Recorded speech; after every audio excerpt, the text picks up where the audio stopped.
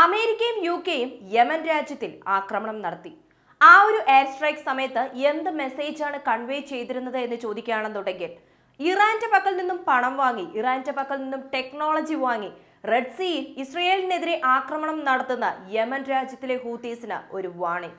ആ വാണിംഗ് എന്താണെന്ന് ചോദിക്കുകയാണെങ്കിൽ, ഇനിയും ഞങ്ങൾക്കെതിരെ എന്തെങ്കിലും ആക്രമണം നടത്തുകയാണെങ്കിൽ തീർച്ചയായും ഞങ്ങളും തിരിച്ച് ആക്രമണം നടത്തും. ആ ഒരു ആക്രമണം വളരെ വലിയ ആക്രമണം തന്നെയായിരിക്കും. ഇത് കണ്ട് ഭയന്ന് ഞങ്ങൾക്കെതിരെയുള്ള ആക്രമണം തീർച്ചയായും നിങ്ങൾ അവസാനിപ്പിക്കുക എന്നതാണ്. പക്ഷേ യമൻ ഹൂതീസ് കഴിഞ്ഞ ദിവസം എന്താണ് ചെയ്തതെന്നറിയാമോ?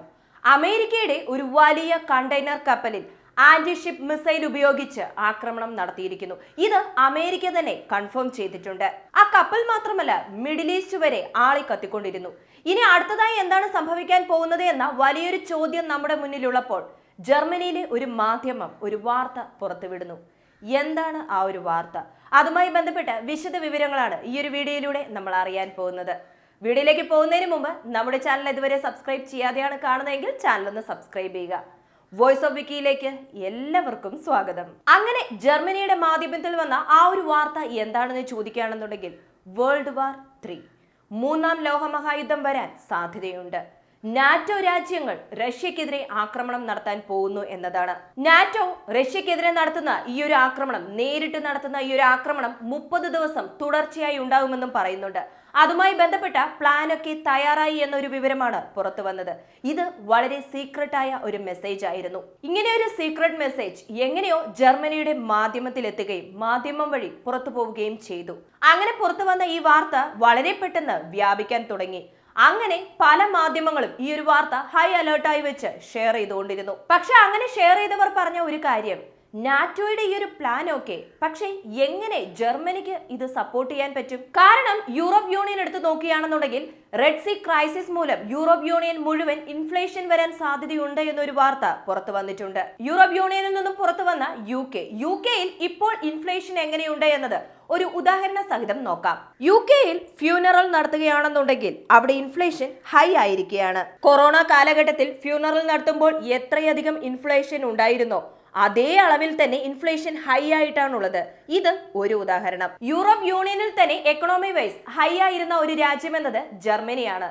ആയിരുന്ന രാജ്യം എന്ന് പറയുമ്പോൾ ഇപ്പോൾ അങ്ങനെ അല്ല എന്ന് ചോദിക്കുകയാണെന്നുണ്ടെങ്കിൽ, ജർമ്മനിയിലും ഇപ്പോൾ ഇൻഫ്ലേഷൻ അധികമായിട്ടാണുള്ളത്. ജർമ്മനിയിൽ ബഡ്ജറ്റ് ക്രൈസിസ് അധികമായിക്കൊണ്ടിരിക്കുന്നു.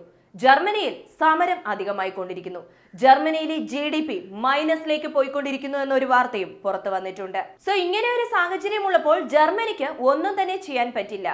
അങ്ങനെയുള്ളപ്പോൾ എങ്ങനെ നാറ്റോ റഷ്യക്കെതിരെ നേരിട്ട് യുദ്ധം ചെയ്യും? സോ യൂറോപ്പ് യൂണിയനിൽ ഇൻഫ്ലേഷൻ ഭയം എല്ലാവർക്കും വന്നു കഴിഞ്ഞു. UK പ്രൈം മിനിസ്റ്ററോട് ചോദിക്കുന്നു, UKയും US ചേർന്ന് യമനിനെതിരെ ഇത്ര വലിയ ആക്രമണം നടത്തി അവർക്ക് ദേഷ്യം വന്നിട്ടുണ്ടല്ലോ എന്ന്.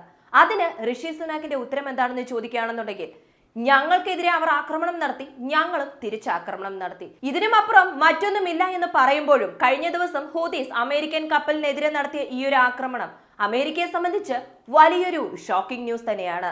അതും ആന്റി ഷിപ്പ് മിസൈൽ വെച്ച് അമേരിക്കയുടെ കാർഗോ ഷിപ്പിൽ തന്നെ ആക്രമണം നടത്തിയെന്ന് പറയുമ്പോൾ എല്ലാവർക്കും ഭയം അധികമായിട്ടുണ്ട്. ഓക്കെ, ഇതൊക്കെ ഒരു ഭാഗത്തുള്ളപ്പോൾ ഇസ്രയേൽ ഹമാസിന്റെ അപ്ഡേറ്റ് എന്താണെന്ന് ചോദിക്കുകയാണെന്നുണ്ടെങ്കിൽ, നാബ്ലസ് യൂണിവേഴ്സിറ്റി, ഇത് വെസ്റ്റ് ബാങ്കിലുള്ള ഒരു യൂണിവേഴ്സിറ്റിയാണ്. ഈ നാബ്ലസ് യൂണിവേഴ്സിറ്റിയിൽ ഇസ്രയേൽ സൈനികർ പെട്ടെന്ന് ഒരു റെയ്ഡ് നടത്തി. അങ്ങനെ റെയ്ഡ് നടത്തി നിരവധി വിദ്യാർത്ഥികളെ പിടിച്ചുകൊണ്ടു പോയിട്ടുണ്ട്. നിരവധി പേരെ അറസ്റ്റ് ചെയ്തിട്ടുണ്ട്. എത്ര പേരെ അറസ്റ്റ് ചെയ്തു, എത്ര പേരെ തടവറയിലാക്കി, എത്ര പേരെ നാടുകടത്തി എന്ന റിപ്പോർട്ട് ഇതുവരെ പുറത്തു വന്നിട്ടില്ല. നിരവധി വിദ്യാർത്ഥികളെ അറസ്റ്റ് ചെയ്തു എന്ന വാർത്ത മാത്രമാണ് പുറത്തു വന്നിട്ടുള്ളത്. അതേ വെസ്റ്റ് ബാങ്കിൽ നടന്ന ആക്രമണത്തിൽ 3 പേർ കൊല്ലപ്പെട്ടിട്ടുണ്ട് എന്ന വാർത്തയും, ഇസ്രയേൽ ഹമാസ് യുദ്ധം ആരംഭിച്ചതിന് ശേഷം ഇതുവരെ 24,000 പേർ കൊല്ലപ്പെട്ടിട്ടുണ്ട് എന്നൊരു വാർത്തയും, അതുപോലെ തന്നെ 60,000 പേർക്ക് പരിക്കേറ്റിട്ടുണ്ട് എന്നൊരു വിവരവും, അതേപോലെ കഴിഞ്ഞ 24 മണിക്കൂറിൽ 100-ൽ പരം ആളുകൾ കൊല്ലപ്പെട്ടിട്ടുണ്ട് എന്നൊരു വാർത്തയും പുറത്തു വന്നിട്ടുണ്ട്. വളരെ ക്രൂരമായ ഒരു വാർത്തയാണിത്. നിസ്സാരമായി നമ്മൾ പറഞ്ഞു പോവുകയാണെന്നുണ്ടെങ്കിലും ഓരോന്നും എടുത്തു നോക്കുമ്പോൾ അത്രത്തോളം മനസ്സ് വേദനിക്കുന്നുണ്ട്. ഓക്കെ, ഇസ്രയേൽ അവരുടെ ബഡ്ജറ്റ് ഫയൽ ചെയ്തിരിക്കുന്നു.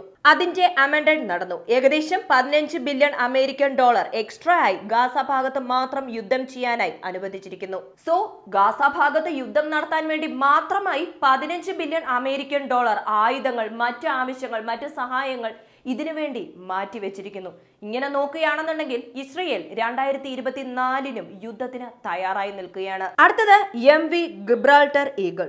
അമേരിക്കയുടെ കാർഗോ ഷിപ്പിൽ ഹൂതീസ് ആക്രമണം നടത്തിയെന്ന് പറഞ്ഞിരുന്നല്ലോ, ആ കപ്പലിന്റെ പേരാണിത്.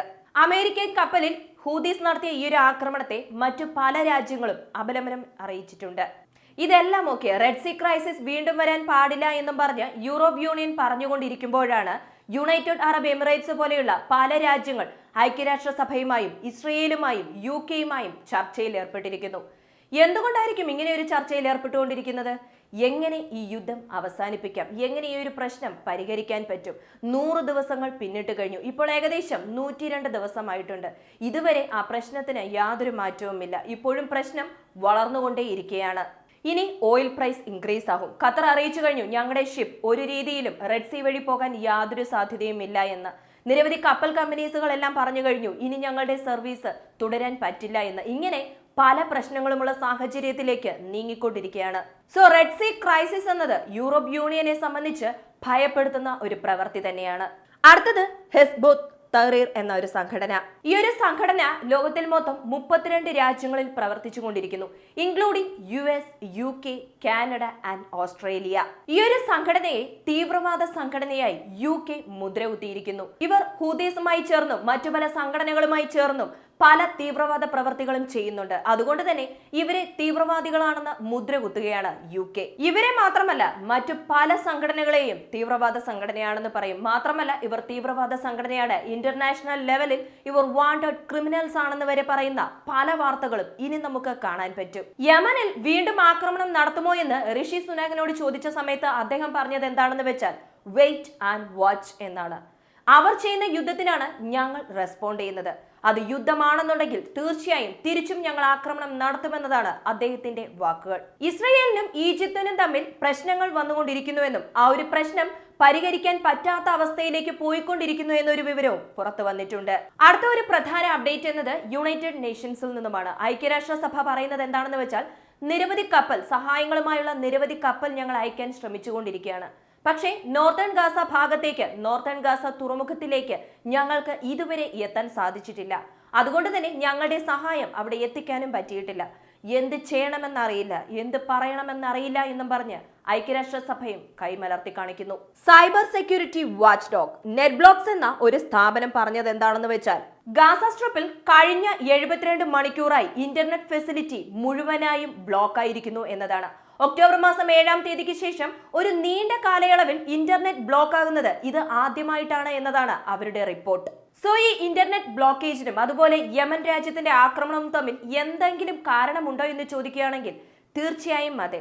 ഹമാസിന് സപ്പോർട്ടായി നിൽക്കുന്നത് ഇതേ ഹൂതീസിന് സപ്പോർട്ടായി നിൽക്കുന്നതും ഹമാസുമാണ്. ഇവിടെ ഹമാസ്, ഹൂതീസ് എന്നീ 2 സംഘടനകളാണ് ഇപ്പോൾ ഗെയിം പ്ലേ ചെയ്തുകൊണ്ടിരിക്കുന്നത്. ഹിസ്ബുള്ള സൈലന്റ് ആയിരിക്കുകയാണ്. ഹമാസ് കഴിഞ്ഞ ദിവസം പറഞ്ഞിട്ടുണ്ടായിരുന്നു, ഒരു സിംബോളിക് സപ്പോർട്ട് മാത്രമാണ് ഹിസ്ബുള്ളയുടെ ഭാഗത്തു നിന്നും വരുന്നത്. അവർ ചെയ്യുമെന്ന് പറയുന്നതല്ലാതെ കളത്തിൽ ഇറങ്ങുന്നില്ല എന്നതാണ് ഹമാസ് പറഞ്ഞിരുന്ന ആ ഒരു കാര്യം. സോ വെസ്റ്റ് ബാങ്കിൽ 3 പേർ മരണപ്പെട്ടതിനും നിരവധി പേരെ അറസ്റ്റ് ചെയ്തതിനും തീർച്ചയായും തിരിച്ചടി ഉണ്ടാകുമെന്ന് ഹമാസ് വാർണിംഗ് കൊടുത്തിരിക്കുന്നു. സോ ഇപ്പോൾ വളരെ പ്രധാനമായി നമ്മൾ നോക്കേണ്ട ഒരു കാര്യം എന്നത് വേൾഡ് വാർ 3 വരാൻ പോകുന്നു എന്ന് ജർമ്മനി പുറത്തുവിട്ട ആ ഒരു വാർത്തയാണ്. NATO versus Russia. ഇത് ലീക്കായിരിക്കുകയാണ്. അടുത്ത ഒരു പ്രധാന വാർത്ത, അമേരിക്കയുടെ ഒരു കപ്പലിൽ യമൻ ഹൂതീസ് ആക്രമണം നടത്തിയതാണ്. അടുത്തതായി അമേരിക്ക എന്താണ് ചെയ്യാൻ പോകുന്നത് എന്ന ചോദ്യത്തോടെ അടുത്ത അപ്ഡേറ്റിനായി കാത്തിരിക്കുക. ഈ ഒരു അപ്ഡേറ്റിനെ കുറിച്ചുള്ള നിങ്ങളുടെ അഭിപ്രായങ്ങൾ മറക്കാതെ കമന്റായി ചേർക്കുക. വീഡിയോ ഇഷ്ടമാവുകയാണെങ്കിൽ ലൈക്ക് ചെയ്യുക, ഷെയർ ചെയ്യുക, ചാനൽ ഒന്ന് സബ്സ്ക്രൈബ് ചെയ്ത് സപ്പോർട്ട് ചെയ്യുക. വീണ്ടും അടുത്ത വീഡിയോയിൽ കാണാം. നന്ദി, നമസ്കാരം.